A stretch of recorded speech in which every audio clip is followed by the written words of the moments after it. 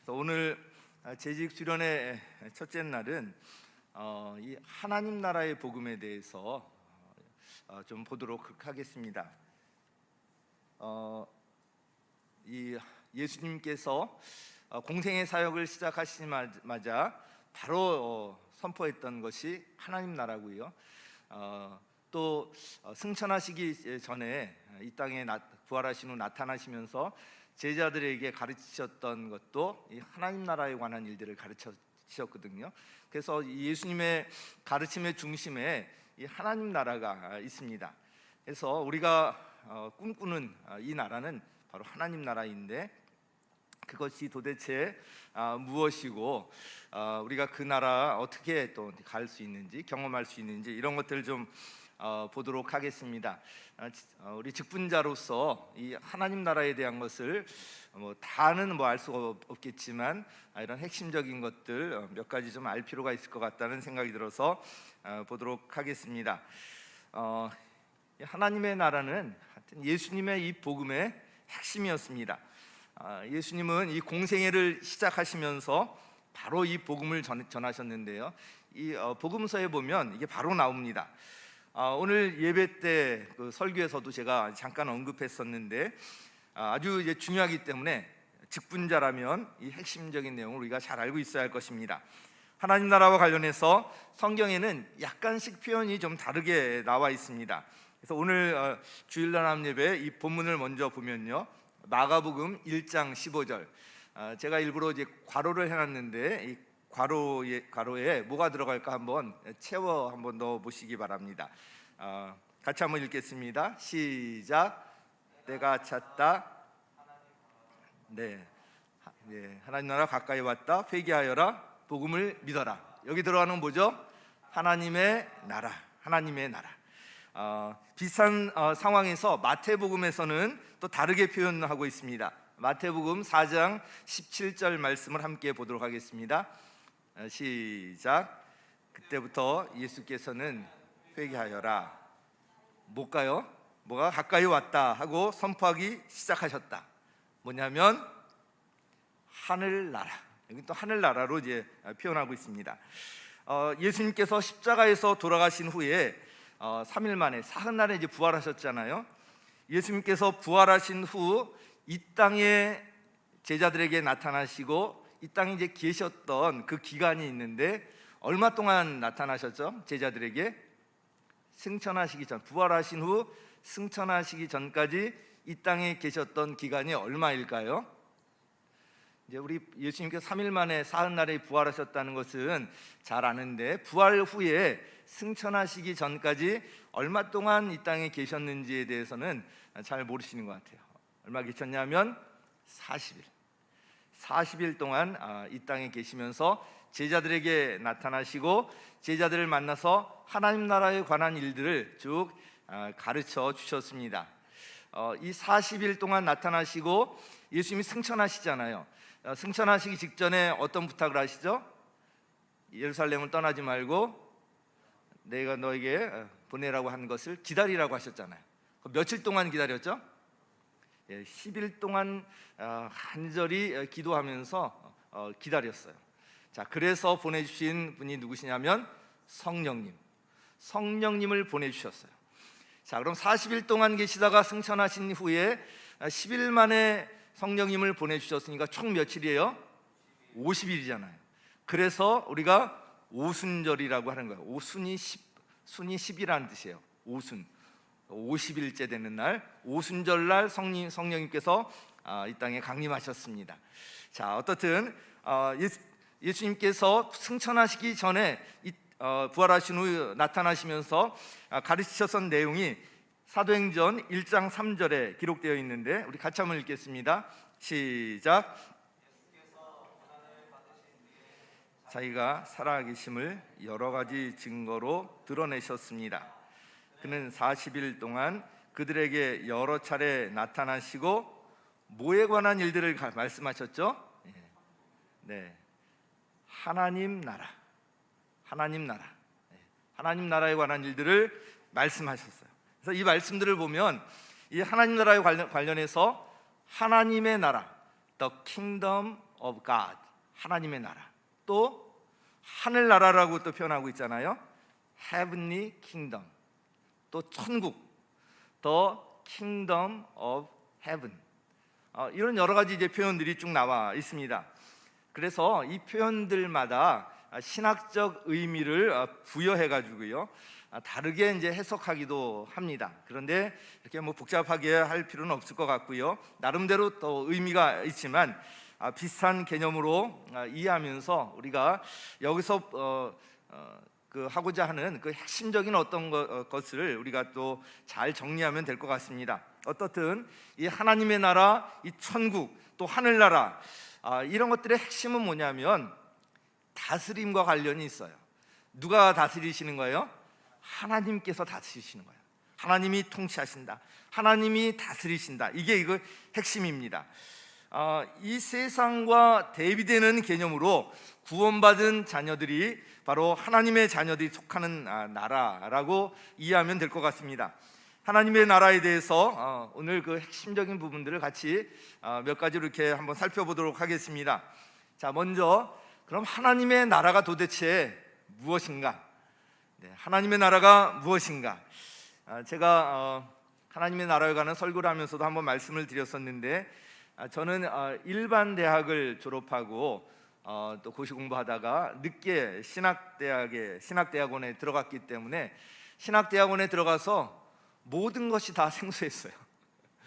저는 그때까지 컴퓨터를 달아보지도 못하고 타이핑하는 것도 해보지를 못했기 때문에 당장 그 과제물을 내려면 이 타이핑해서 이제 내야 하는데, 그거를 제가 하지 못해가지고 제가 손으로 쓰든가 아니면 책에 줄을 쳐가지고, 저희 아내는 그때 대학원을 공부했었기 때문에 또 타이핑을 또 그때 386 컴퓨터인가 뭘 했었던 것 같은데 잘했었거든요.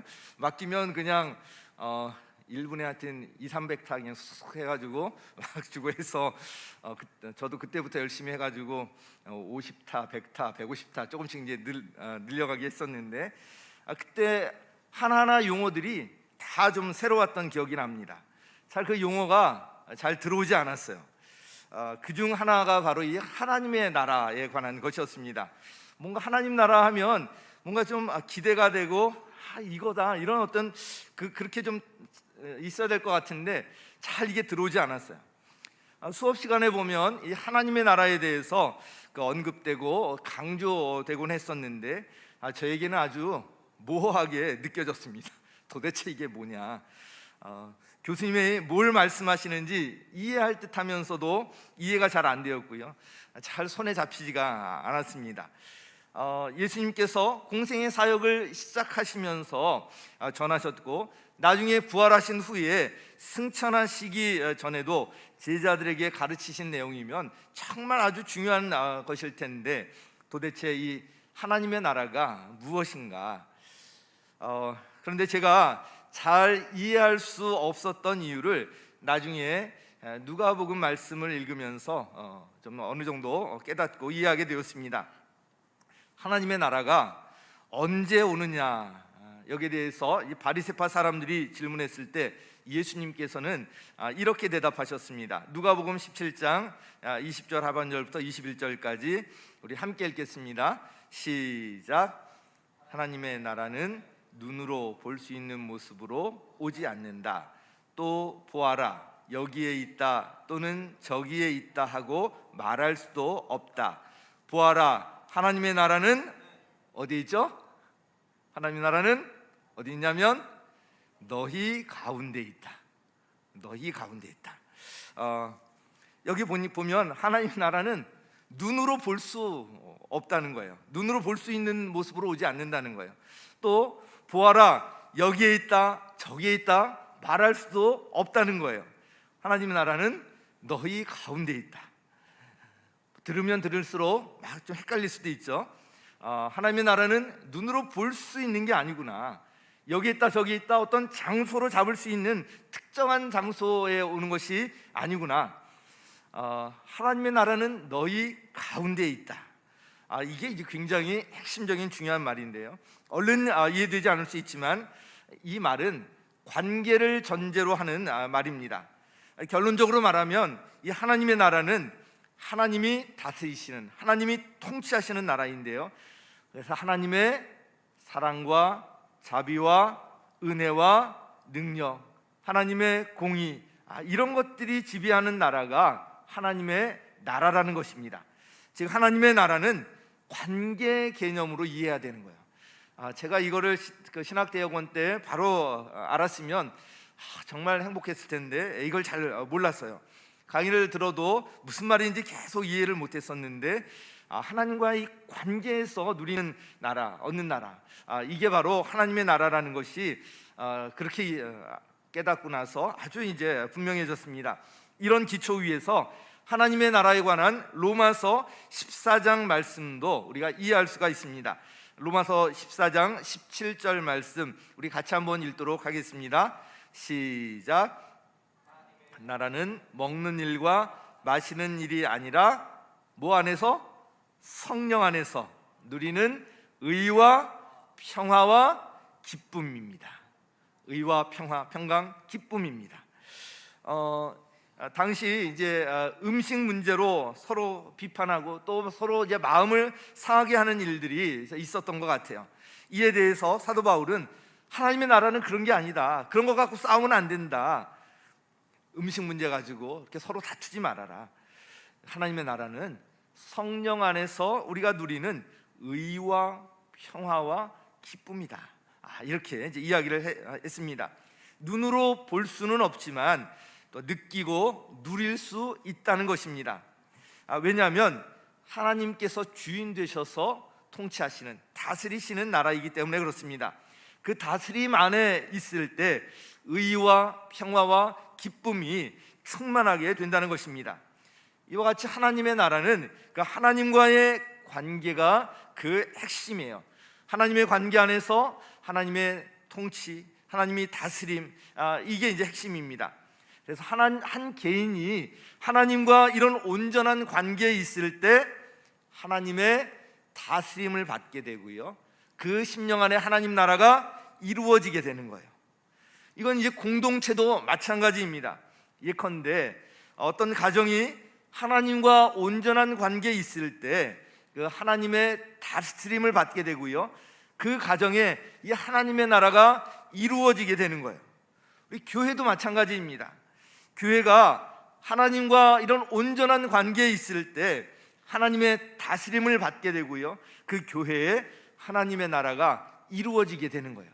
목장도 마찬가지고 어떤 믿음의 공동체에 마찬가지입니다. 국가 역시도 마찬가지입니다. 한 국가가 하나님과 온전한 관계에 있을 때 하나님의 다스림을 받게 되고요, 그 국가에 하나님의 나라가 이루어지게 되는 것입니다. 하나님의 이 다스림을 받아서 하나님의 나라가 이루어질 때 세상에서 경험할 수 없는 하나님께서 주시는 그 참 평화와 사랑과 긍휼과 자비와 용서, 그 능력들을 경험할 수가 있습니다. 그래서 이 개인이든 이 공동체이든 하나님의 나라가 이루어질 때 그 안에 참 평화가 있고요, 참 기쁨이 있고요, 말로 표현할 수 없는 행복과 감격이 그 안에 있는 거예요. 자, 그러면 우리가 어떻게 할 것인가? 우리 직분자로서 어떻게 살아갈 것인가? 두 가지로 나눠서 좀 이해하고 적용해 보면 좋을 것 같습니다. 제가 이제 영어를 이제 다 빌려서 이제 표현하는데 아주 이 하나님의 나라에 대해서 잘 표현하고 있는 그런 신학 용어입니다. 그래 두 번째로 영어 already but not yet. 같이 해보실까요? 시작. already but not yet. 이거예요. 이거 하나님 나라 한마디로 표현한다면 이거예요. already but not yet. already가 뭐예요? 이미, 벌써 하나님 나라가 이 땅에 임했다는 거예요. 그러나 not yet, 아직 완성되지 않았다는 거예요. 그러면 already, 여기에 초점을 맞춰서 보면 이미 하나님의 나라가 이 땅에 임했다는 것. 그러면 우리가 어떻게 해야 합니까? 그 하나님의 나라를 이 땅에서 경험하면서 누리면서 살아야죠. 그래서 아까 읽었던 누가복음 17장 20절 하반절부터 21절까지 그 그 괄호에 뭐가 들어가죠? 보아라, 하나님의 나라는 어디에 있다고요? 너희 가운데 있다. 너희 가운데 있다. 하나님의 나라는 눈으로 볼 수 있는 모습으로 오지 않고 여기에 있다, 저기에 있다 하고 말할 수도 없다. 하나님의 나라는 너희 가운데에 있다. 자, 너희 가운데 있다라는 말은 두 가지로 보통 이제 해석이 될 수 있습니다. 내 안에, 내 안에, 아니면 너희들 가운데, in you 또는 among you, 뭐 이런 것으로 해석될 수 있지만, 이 말의 중요한 의미는 그 하나님의 나라가 멀리 떨어져 있지 않다는 것입니다. 바로 지금 우리의 현재의 삶 속에서 경험할 수 있는 나라가 바로 이 하나님의 나라라는 것입니다. 하나님의 나라는 하나님께서 다스리시는 나라, 즉 하나님과 온전한 관계에 있을 때 누릴 수가 있다고 했습니다. 하나님과의 그 관계에서 누리는 것이기 때문에 이 땅에서도 얼마든지 우리가 맛보고 누릴 수 있습니다. Already but not yet. 하나님의 나라는 너희 가운데 있다. 이미 와 있다는 거예요. 그런데 아직 완성된 것은 아니라는 표현입니다. 언제 완성되는가? 우리 죽음이란 관문을 통해서 궁극적으로는 예수님께서 다시 오실 때 완성이 되는 나라입니다. 자, already 예수님께서는 하나님의 나라가 너희 가운데 있다고 말씀하셨습니다. 이미 와 있다고 말씀하셨습니다. 그러니 지금 현재 누리며 살라는 거예요. 하나님의 나라는 죽어서만 경험하는 것이 아니라 이 땅에서도 우리가 경험할 수 있다는 것입니다. 그러면 이렇게 와 있는 하나님의 나라를 우리가 어떻게 경험할 수가 있을까요? 하나님의 나라를 그러면 우리 경험하며 살아야 되는데 어떻게 경험할 수가 있는가? 바로 성경에 나와 있는 대로 하면 돼요. 그래서 우리가 성경대로가 우리 핵심 가치라고 그랬잖아요. 성경에서는 하나님의 나라를 우리가 어떻게 경험하며 살 수 있는지 그것을 하나하나 제시해주고 있습니다. 정말 이 성경에 나오는 수많은 말씀들이 그에 관한 말씀들인데 제가 몇 구절만 인용해 보도록 하겠습니다. 요한복음 13장 34절 말씀입니다. 우리 같이 한번 읽어보겠습니다. 시작. 난 너희에게 계명을 준다. 서로 사랑하여라. 내가 너희를 사랑한 것 같이 너희도 서로 사랑하여다. 자, 너희에게 어떤 걸 준다고요? 새 계명. 예수님께서 새 계명을 주시면서 뭐라고 하냐면 내가 너희를 사랑한 것 같이 너희도 서로 사랑하여라. 서로 사랑하라는 이 말씀을 새 계명으로 주셨는데요. 우리 계명은 반드시 지켜야 하는 거잖아요. 이렇게 새 계명을 따라서 서로 사랑하며 살 때 하나님의 나라를 이 땅에서도 우리가 경험하고 누릴 수가 있다는 것입니다. 우리 골로새서 3장 13절 말씀 같이 읽도록 하겠습니다. 시작. 누구에게 불평할 일이 있더라도 서로 모하여 주고 서로 모하여 주십시오. 주님께서 여러분을 용서하신 것과 같이 여러분도 서로 용서하십시오. 자, 이게 보면 주님께서 여러분 용서하신 것 같이 서로 용서하며 살라는 것입니다. 괄호에는 뭐가 들어갈까요? 서로 용납하여 주고 서로 용서하여 주십시오. 누가 누구에게 불평한 일이 있더라도 용납하라는 거예요. 용서하라는 거예요. 그러면 하나님의 나라를 이 땅에서도 경험할 수가 있다는 거예요. 주님께서 여러분을 용서하신 것과 같이 여러분도 서로 용서하십시오. 세계급절 특세 마지막 날에 전한 그 말씀이 바로 용서에 관한 것인데요. 많은 분들이 소감을 보내시면서 용서에 관한 이 말씀에 순종하면서 그 마음에 참 평안이 찾아왔다고 하시고요, 자유함이 찾아왔다고 이렇게 문자로 보내주셨습니다.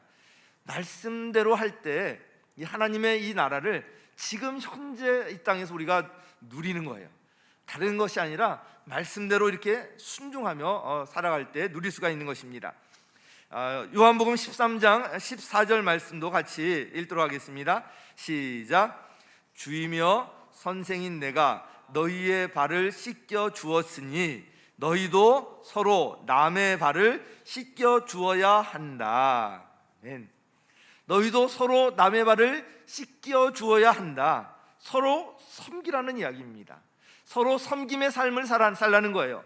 섬김의 삶을 살 때 하나님의 나라를 이 땅에서도 경험할 수가 있는 거예요. 섬김을 통한 이 기쁨, 이 감격은 섬겨본 사람만이 알 수가 있을 것입니다. 우리 에베소서 4장 3절 말씀도 한번 보도록 하겠습니다. 우리 같이 읽겠습니다. 시작. 성령이 여러분을 평화의 띠로 묶어서 뭐뭐가 되게 해주신 것을 힘써 지키십시오. 자, 괄호에는 뭐가 들어갈까요? 하나가 되게 해주신 것을 힘써 지키라. 성령이 여러분을 평화의 띠로 묶었어요. 이미 하나가 되도록 해주셨어요. 그래서 이 하나가 되게 해주신 것을 지금 힘써 지켜나가라는 거예요. 하나가 되라는 거예요. 부부간에 하나가 되고, 목장의 식구들끼리 하나가 되고, 교회 안에서 하나가 되고, 공동체가 하나가 되라는 거예요. 그렇게 하나가 될 때 하나님 나라를 이 땅에서도 경험할 수가 있다는 거예요. 그 감격을 경험할 수 있는 거예요. 빌립보서 2장 14절 말씀도 같이 읽겠습니다. 시작. 무슨 일이든지 뭐뭐를 하지 말고 하십시오. 이것도 설교 때 제가 전한 거잖아요. 뭘 하지 말아야 돼요? 불평과 시비를 하지 말고 하십시오. 무슨 일을 하든지 불평과 시비를 하지 말고 하십시오. 여러분, 직분자들은 불평하면 안 돼요. 시비하면 안 돼요. 불평과 시비를 하지 말고 일을 하라는 거예요. 올해 어떤 일을 하든지 우리 직분자들은 이 불평하지 마십시오. 시비하지 마십시오. 그럴 때 하나님의 나라를 경험할 수가 있어요. 그럼 어떻게 해야 하는가? 에베소 5장 4절 같이 한번 읽겠습니다. 시작. 더러운 말과 어리석은 말과 상스러운 농담은 여러분에게 어울리지 않습니다. 오히려 여러분은 뭐뭐에 참말하십시오. 괄호 감사에 참말하십시오. 감사. 이 말이 굉장히 중요한데요. 더러운 말, 어리석은 말, 상스러운 농담, 우리 직분자들은 하면 안 돼요. 더러운 말, 어리석은 말, 오히려 어떻게 해야 한다고요? 감사에 참말을 하는 거예요. 감사를, 우리 목장에서도 서로 감사를 나누잖아요. 이 감사를 나누는 것이 하나님께서 기뻐하시고요, 그 안에서 하나님의 나라를 경험하는 것입니다. 감사에 참말을 하고 감사하며 살라는 것입니다. 자, 이제 하나님 나라의 우리 백성이 되었잖아요. 하나님 나라의 백성이 되었으면 그 전에 살던 것 다 정리하고 하나님 나라의 백성답게 그 모습으로 살아야 되잖아요. 이것을 우리 에베소 4장 22절부터 24절까지, 이건 역시 제가 설교 때 말씀드린 건데 우리 같이 한번 읽도록 하겠습니다. 시작. 여러분은 지난날의 생활 방식대로 허망한 욕정을 따라 살다가 썩어 없어질 그 옛사람, 그 옛사람을 벗어버리고 마음의 영을 새롭게 하여 하나님의 형상을 따라 참 의로움과 참 거룩함으로 지으심을 받은 어떤 사람? 새 사람을 입으십시오. 옛 사람을 벗어버리고 새 사람을 입으라는 거예요. 하나님 나라 백성이 되었으면 하나님 나라 이전에 살던 그건 다 벗어버려야죠. 그리고 하나님 나라 백성답게 새 사람으로 옷을 입으라는 이야기입니다.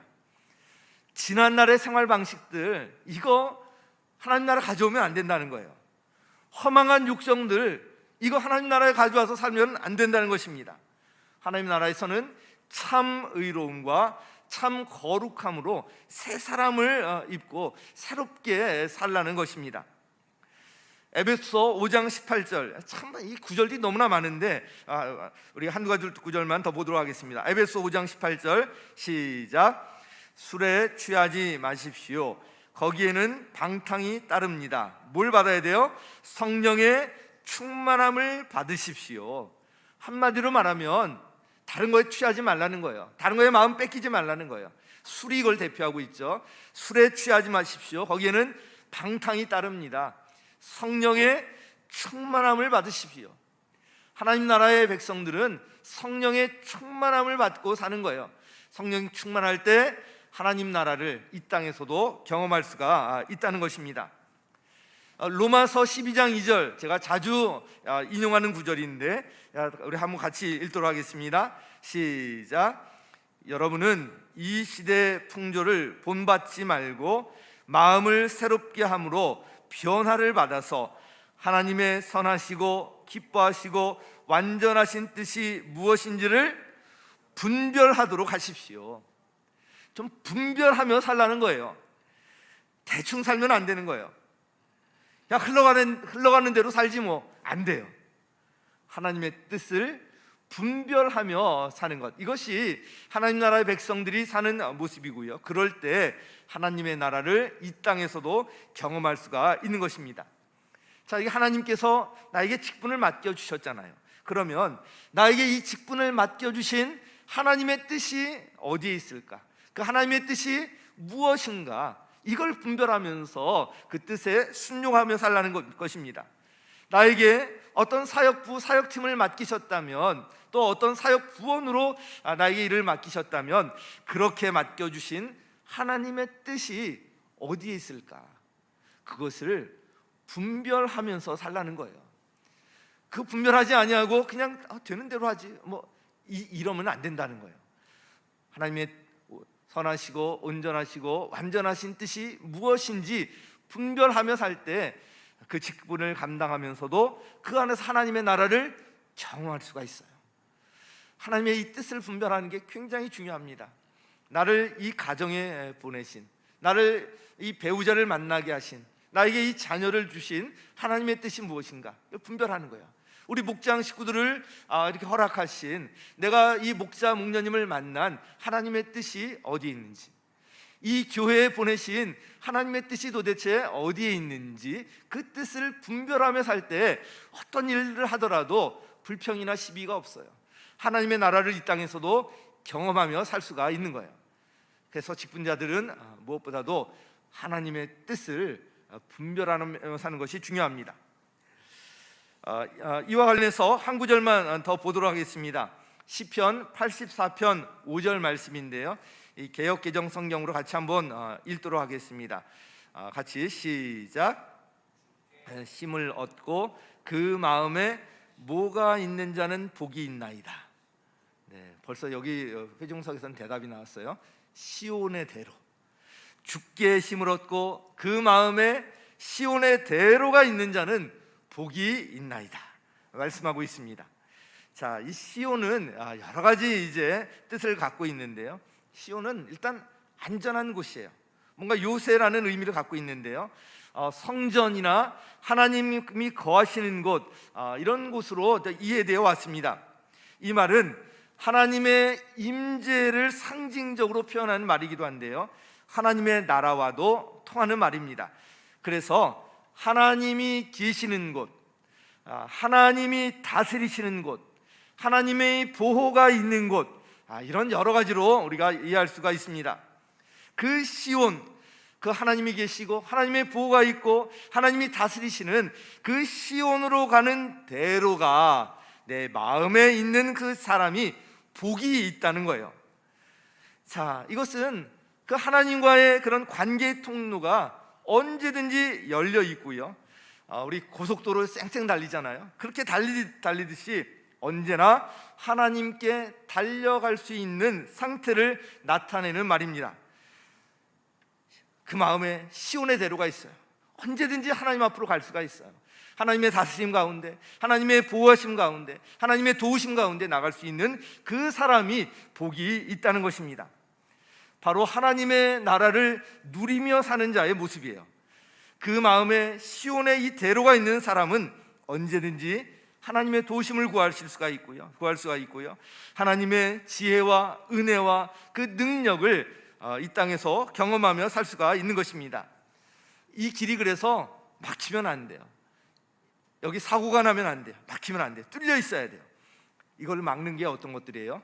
지난날의 생활 방식, 허망한 그런 욕정들, 불평하고 원망하고 시비하는 것들, 미워하는 것, 술 취하고 이 세상에 빠져 사는 것, 이런 것들이 하나님 나라의 삶을 막고 방해하는 것들입니다. 이것들을 걷어내야 돼요. 이 시온의 대로가 뚫려 있어야 되는 거예요. 그러면 이 땅에서도 하나님의 나라를 우리가 경험하며 살 수가 있는 것입니다. 직분자들은 무엇보다도 이 시온의 대로가 그 마음에 확 뚫려 있어야 되는 거예요. 자, 그리고 마지막 세 번째, 아까 already 강조했는데 already 이번에는 but not yet, not yet 뒤에 이건 신학적으로 아주 유명한 그런 용어니까 우리 한 번 더 같이 해보죠. 영어지만 잘 못하셔도 돼요. 그냥 already but not yet 같이 시작. already but not yet. 자, 지금 not yet 아직 완성되지 않았다는 것입니다. 자, 이 나라가 언제 완성된다 말씀드렸죠? 예수님께서 다시 오실 때 완성이 됩니다. 그러니 앞으로 완성될 그 나라를 그때를 꿈꾸면서 살아간다는 거예요. 그때를 바라보고 꿈꾸면서 살아간다는 것입니다. 지금 이 땅에 살지만 예수님께서 다시 오실 때 이루어질 그 완성될 나라, 하나님의 나라를 꿈꾸며 나간다는 거예요. 고린도 후서 11장에 보면 사도 바울이 얼마나 힘들게 사역을 했는지가 잘 나와요. 우리 같이 한번 읽어보겠습니다. 고린도 후서 11장 24절 25절 시작. 들에게서 마흔에서 하나를 뺀 매를 맞은 것이 5번이요 채찍으로 맞은 것이 3번이요 파선을 당한 것이 3번이요 당한 것이 3번이요 밤낮 꼬박 하루를 망망한 바다를 떠다녔습니다. 참 이 고초가 말로 할 수 없는 그런 일들을 겪었다는 거예요. 사도 바울이 이런 상황 속에서도 어떻게 끝까지 그의 사역을 감당할 수가 있었는지, 이런 시련 속에서도 열정적으로 자신의 이 사역 감당하면서 사명을 수행할 수 있었던 그 비결이 어디에 있었을까요? 사도 바울은 바로 이 하나님 나라에 대한 확신과 분명한 소망이 있었던 거예요. 사도 바울이 셋째 하늘까지 다녀왔다고 하잖아요. 그 나라가 어떤지 그 눈으로 직접 이제 확인까지 했습니다. 자신이 돌아갈 하나님의 나라가 어떤 것인지 알고 있었습니다. 이에 대한 확신이 있었고요, 분명한 소망이 있었습니다. 이 확신과 소망이 있었기 때문에 어떠한 극심한 시련 속에서도 흔들림 없이 끝까지 맡겨주신 그 사역을 감당할 수가 있었던 것입니다. 그 어떤 것도 심지어 죽음까지도 사도 바울의 이 길을 막지 못했던 것입니다.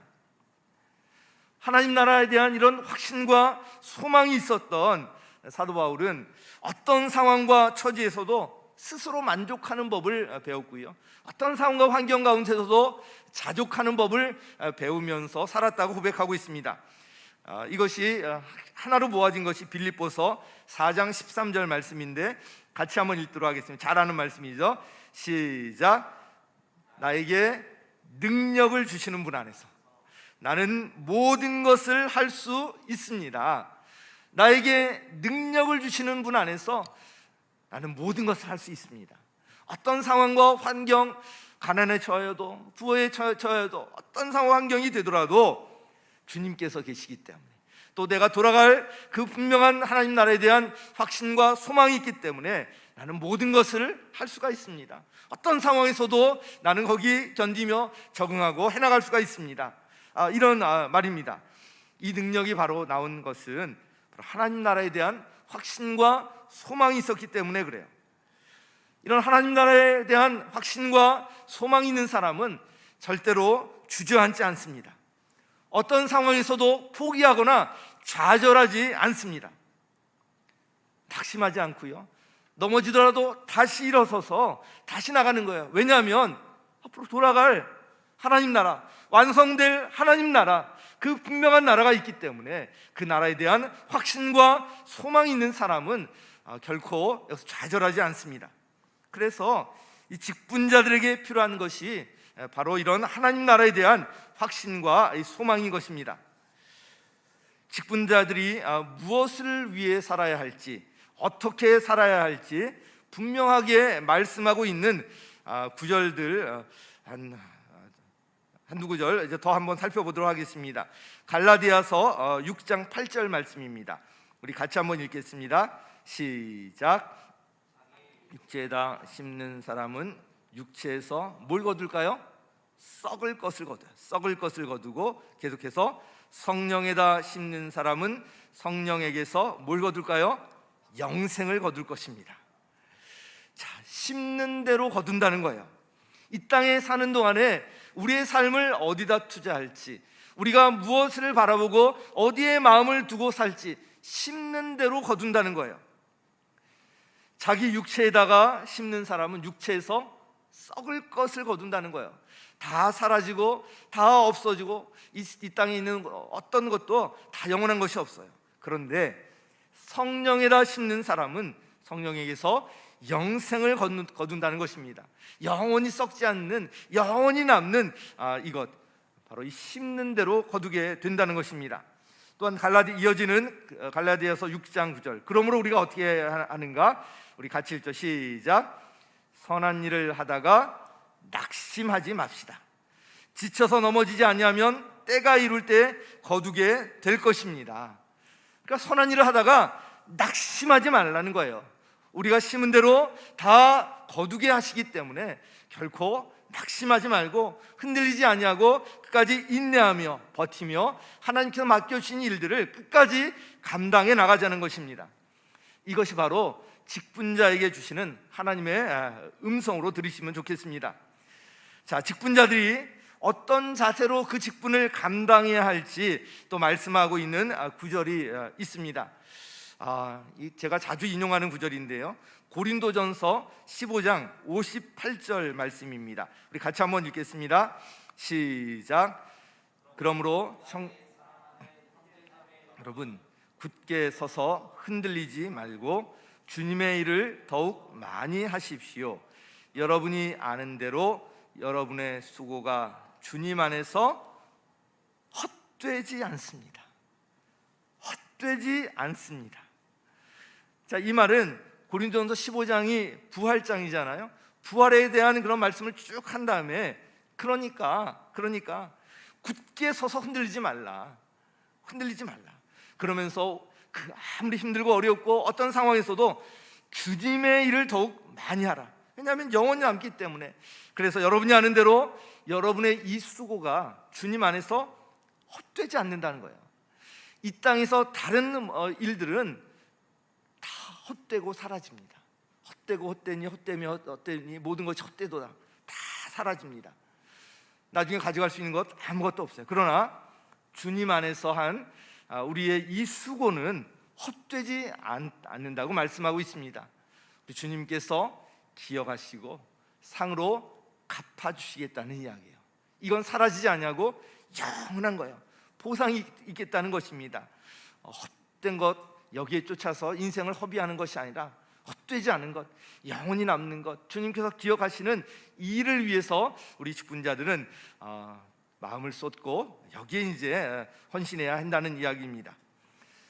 이 땅에서의 우리 삶이 끝이 아닙니다. 우리에게는 돌아갈 본향이 있습니다. 그곳에서 우리 주님께서 우리를 반갑게 맞이해 주실 거예요. 주님과 함께 완전히 이제 새로운 삶이 시작이 됩니다. 완성될 그 하나님의 나라에서. 그래서 이 땅에서 그 돌아갈 하나님의 나라를 준비하면서 의미 있는 헛되지 않은 그런 삶을 살자는 것입니다. 이것이 사도 바울이 이 땅에서 살아갔던 삶의 태도였고요, 그 확신과 소망이 있었기 때문에 사도 바울은 갈 수만 있다면 하루라도 빨리 그 나라에 가고 싶었어요. 그러나 이 땅에서 할 일이 있기 때문에 자기가 하고 있다는 그런 또 고백을 하는 것을 볼 수가 있습니다. 바로 이 확신과 소망이 있었기 때문에 주님 안에서 사도 바울은 헛되지 않은 일들, 또 사라지지 아니하고 영원히 남는 일, 또 복음을 위해서 죽음을 무릅쓰고 평생 헌신할 수가 있었던 것입니다. 사도 바울은 빌립보서에서 이렇게 고백하고 있습니다. 오늘 설교 때도 읽었던 말씀인데 이게 우리 삶에 아주 중요한 좀 지침이 되었으면 좋겠습니다. 우리 같이 한번 읽도록 하겠습니다. 시작. 내가 하는 일은 오직 한 가지입니다. 뒤에 있는 것은 어떻게 해요? 잊어버리고 앞에 있는 것을 향하여 어떻게 해요? 몸을 내밀면서 그리스도 예수 안에서 하나님께서 위로부터 부르신 그 어떤 부르심의 상을 받으려고 목표점을 바라보고 달려가고 있습니다. 이 말씀을 꼭 마음에 새기셨으면 좋겠습니다. 우리 직분자들이 직분을 감당할 때 이 말씀 꼭 기억하시고요. 내가 지난날에 이런 일들을 했어, 전에 이런 일들을 했어, 이런 것들 그냥 지금 잊어버리라는 거예요. 전에 정말 너무 힘들고 정말 이 경험해 봤는데 이건 난 다시는 못해. 나 얼마나 상처가 있는데, 얼마나 이런 마음이 아팠는데, 이런 것들 잊어버리라는 거예요. 그리고 어떻게 해요? 앞에 있는 것을 향해서 몸을 내밀면서 그리스도 예수 안에서 하나님께서 위로부터 부르신 그 부르심의 상을 받으려고 그 분명한 목표점을 가지고 바라보면서 달려가고 있다는 고백을 하고 있습니다. 이것이 우리 모두의 고백이길 바랍니다. 우리 아까 예배 때 했던 것처럼 우리 같이 한 번 더 했으면 좋겠습니다. 우리 직분자들 더 심차게 우리 말씀 띄워주시고요. 뒤에 있는 것은 어떻게 해요? 잊어버리고 앞에 있는 것을 향하여 어떻게 해요? 몸을 내밀면서. 자, 제가 뒤에 있는 것을 하면 잊어버리고 한번 주먹을 쥐면서 한번 이렇게 했으면 좋겠어요. 자, 뒤에 있는 것은 잊어버리고 앞에 있는 것을 향하여 몸을 내밀면서. 자, 다시 한번요. 자, 뒤에 있는 것은 잊어버리고 앞에 있는 것을 향하여 몸을 내밀면서. 자, 그 부르심의 상을 향해서 우리가 목표점을 바라보고 달려가는 것입니다. 목표가 분명한 사람은 뒤를 돌아보지 않습니다. 목표점을 향해서 달리는 사람은 뒤의 것을 잊어버리고 앞에 있는 것을 향해서 몸을 내밀면서 달려가는 거예요. 이 경주하는 사람의 이 기본입니다. 우리의 분명한 목표는 우리 모두 돌아갈 하나님의 나라입니다. 그러므로 이 주님 안에서의 수고와 이 하늘 상급을 바라보면서 사는 그 인생만이 이 땅에서 정말 가치 있고 의미 있고 보람 있는 그 인생이라는 것입니다. 우리 하나님께서 우리에게 직분을 주셨다는 것, 직분자로 세워주셨다는 것, 이거는 놀라운 특권입니다. 바로 하나님의 나라를 위해서 동역자로 우리를 세워주신 것입니다. 그 하나님의 나라는 하나님께서 다스리시는 나라, 관계 안에 있는 것이기 때문에 이 땅에서도 우리가 누리고 경험할 수 있는 나라입니다. 어떻게 할 때 누릴 수 있는가? 한마디로 그 말씀에 순종할 때, 말씀대로 살아갈 때 이 땅에서도 그 하나님의 나라를 맛보고 경험하며 살아갈 수가 있는 것입니다. 그리고 그 나라는 아직 완성되지 않았어요.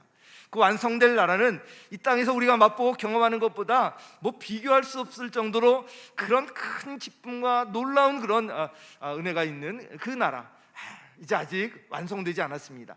그 나라를 꿈꾸면서 우리 돌아갈 분명한 그 나라가 있잖아요. 꿈꾸면서 이 땅에서 좀 힘들어도 버티는 거예요. 좀 잘 돼도 자만하지 않는 거예요. 좀 넉넉히 우리에게 주어지는 거 있으면 나누는 거예요. 좀 부족해도 너무 거기에 대해서 힘들어하지 아니하고 하나님께서 일용할 양식을 주시면 그것으로 족하면서 우리가 살아가는 것입니다. 어떤 일 하나하나에 일희일비하는 것이 아니라 이 하나님의 나라를 꿈꾸며 사는 사람들답게 당당하게 살아가는 거예요. 담대하게 살아가는 거예요. 지금 힘들고 어려운 그 상황과 처지에 있더라도 우리가 돌아갈 본향이 있잖아요. 그 하나님 나라, 이 땅에서도 경험하고 그 나라, 우리 그리스도 안에 있는 사람들은 다 그 나라에 가게 되어 있습니다. 예수님께서 보장하신 나라입니다. 우리 올해 직분자로서 정말 하나님께서 맡겨주신 일들 불평과 시비하지 말고 감사함으로 받아서 정말 충성하고 이 땅에서 하나님의 그 나라를 경험할 뿐만 아니라 이제 앞으로 완성될 그 하나님 나라를 꿈꾸면서 우리 다 같이 일어서서 함께 그 나라를 향해서 달려가시기를 예수님의 이름으로 간절히 축원합니다.